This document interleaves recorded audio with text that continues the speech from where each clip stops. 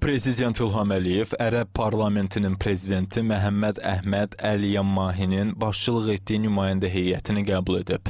Ölkə başçısı Azərbaycanın Ərəb dünyasını təmsil edən ölkələrlə siyasi, iqtisadi və digər sahələri əhatə edən sıx əlaqələrinin olduğunu deyərək, münasibətlərin genişləndirilməsində özünün Ərəb ölkələrinə, Ərəb dövlətlərinin liderlərinin isə Azərbaycana səfərlərinin rolunu qeyd edib.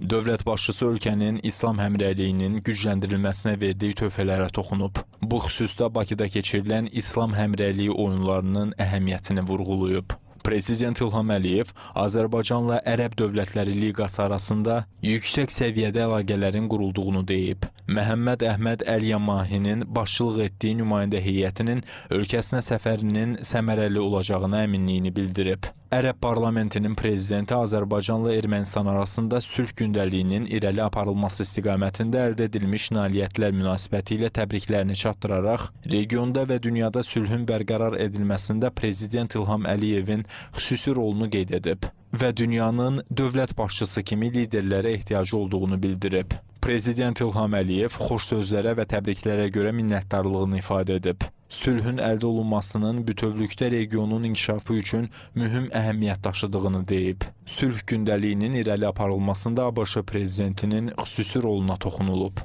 Qonaq Ərəb dünyasının gündəliyində duran məsələlərdə, o cümlədən Fələstin məsələsində göstərdiyi qətiyyətli dəstəyə görə dövlət başçısına Ərəb xalqı adından dərin təşəkkürünü bildirib.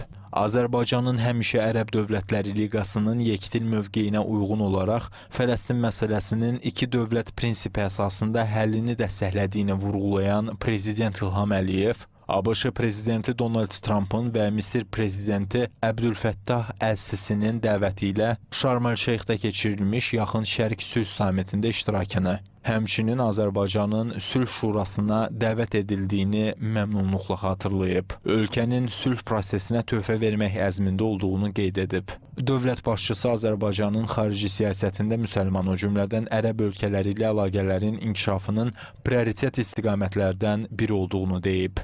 Söhbət əsnasında Azərbaycanın işğaldan azad edilmiş ərazilərində aparılan bərpa və quruculuq işlərinə toxunulub.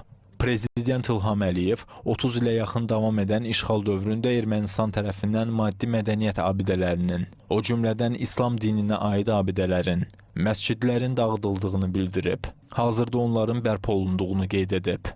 Görüşdə Azərbaycanla Ərəb Dövlətləri Liqasının qanunverici orqanı olan Ərəb parlamenti arasında əməkdaşlığın perspektivlərinə və qarşılıqlı maraq doğuran digər məsələlərə dair fikir mübadiləsi aparılıb.